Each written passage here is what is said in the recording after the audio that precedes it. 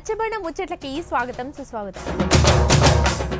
Hi hello నమస్తే, ఎట్లున్నారు అందరూ? మంచిగా ఉన్నారా? అందరికీ శనార్థులు. దినాము మన రచ్చబండ ముచ్చట్ల కార్యక్రమంలో వచ్చి మంచి మంచి ముచ్చట్ల కోసం ఎదురు చూస్తారు కదా. మరి ఈ రోజు ఇట్లా మీకోసం మంచి మంచి ముచ్చట్లు అయితే పట్టుకొచ్చిన. మరి ఇక ముచ్చట్లు ఏందో తెలవాలంటే ముందుగా ముఖ్యాంశాలు చదువుకోవాలిగా.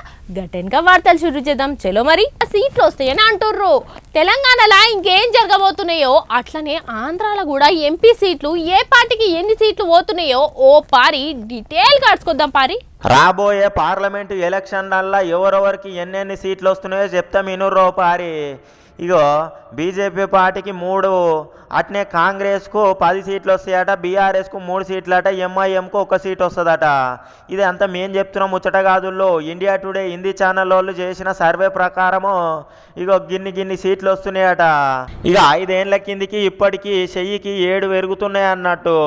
కారుకు 6 సీట్లు లాసు, బీజేపీకి 4 ఉంటే ఇప్పుడు 3.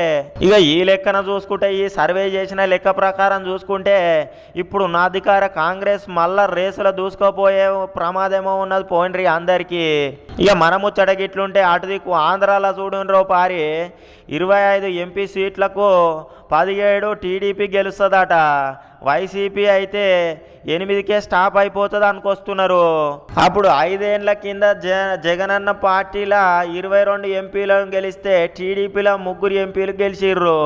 కాకపోతే ఇప్పుడు సీన్ అంతా రివర్స్ అవుతున్నది పోయినరి. ఇక మిగిలిన పార్టీల ముచ్చటనైతే ఊతదేనట. బీజేపీ, జనసేన, కాంగ్రెస్ పార్టీలనైతే ఇక ఎంపీ ఎలక్షన్లల్లా రావట చూడండి. ఇక రాష్ట్రాలల్లో ముచ్చట గిట్లుంటే దేశం మొత్తం చూసుకుంటే బీజేపీ ఫుల్ మెజార్టీ తోటి వస్తున్నదట నుల్లో. ఇక సొంతంగా 304 గెలిస్తే ఇంకో 31 సీట్లు దోస్తు పార్టీ గెలుస్తుందట. కాంగ్రెస్కు 71 వస్తాయట. అట్లనే మళ్ళా ఇప్పుడు రాబోయే ప్రధానమంత్రి ఎవరనంటే మళ్ళా మోడీ సారే వస్తాడానికి వస్తున్నారు. ఇప్పుడు చేసిన సర్వే ప్రకారం ఇది.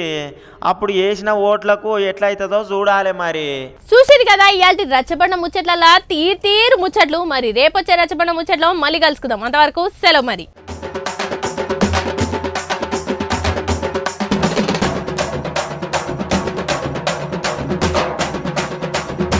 రచ్చబండ ముచ్చట్లకి స్వాగతం సుస్వాగతం.